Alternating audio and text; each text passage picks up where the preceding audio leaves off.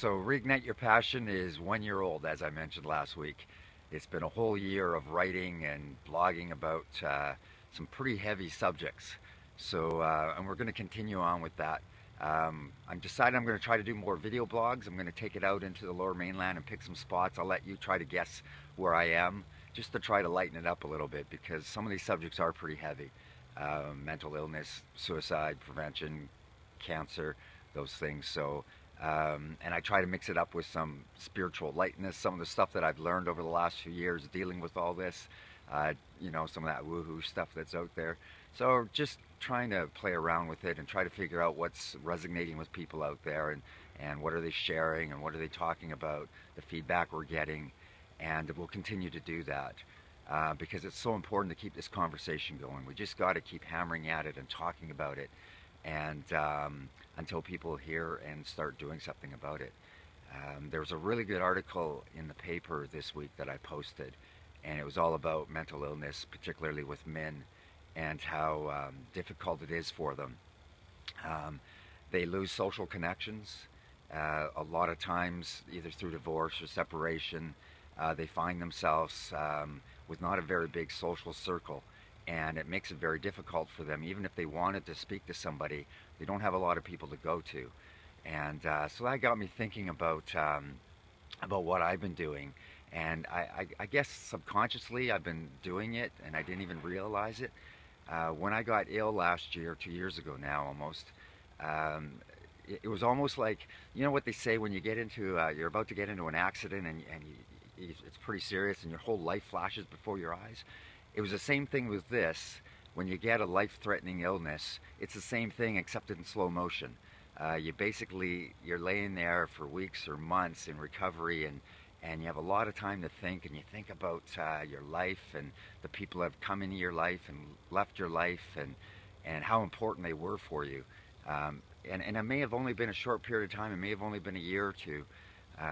But it was very important. They had lessons that needed to teach you, and you needed to teach them lessons. And that's something that I was really thinking about. And I started reaching out. And not just for myself, but with the belief that the statistics say that 1 in 5 people in Canada will suffer from mental illness sometime in their life.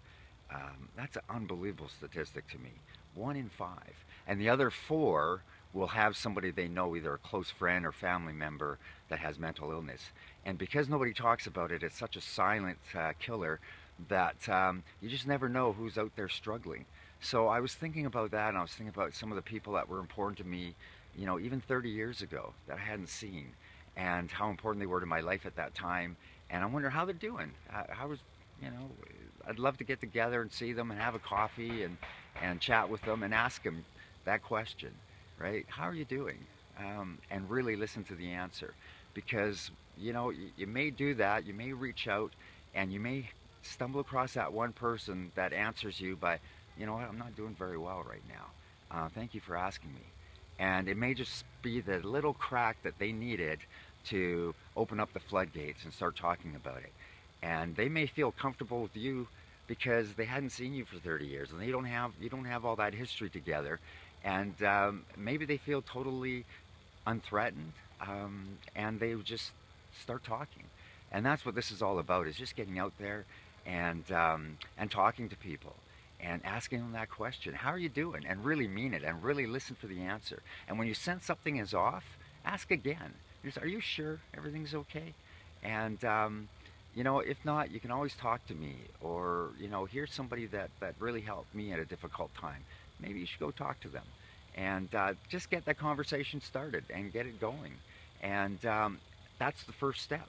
From there, it gets easier, right? Then they can start asking the questions of other people and start getting some of their other friends involved and some of their family members involved. And maybe perhaps you become an advocate for that person, because in this day and age, that's what they need. They need an advocate. There has to be more than one of them pounding on the doors saying, look, I need help. There's help out there. There's a lot of good people doing a lot of good things out there, but it's hard to access it. You have to really be persistent. You have to just hammer at it constantly, and never take no for an answer. And that takes advocates. You can't do it alone. So that's where we come in, and we help do that, and I'm willing to do that with anybody. And I tell everybody I know, you know, if you ever need a hand, I'm here for you. And because I so believe that together we got this. We just got to keep hammering it, help each other, and share this message and keep the conversation going. Thank you so much for being with me. I really appreciate it, and I look forward to more video casts in the future from some different locations. So have a great day.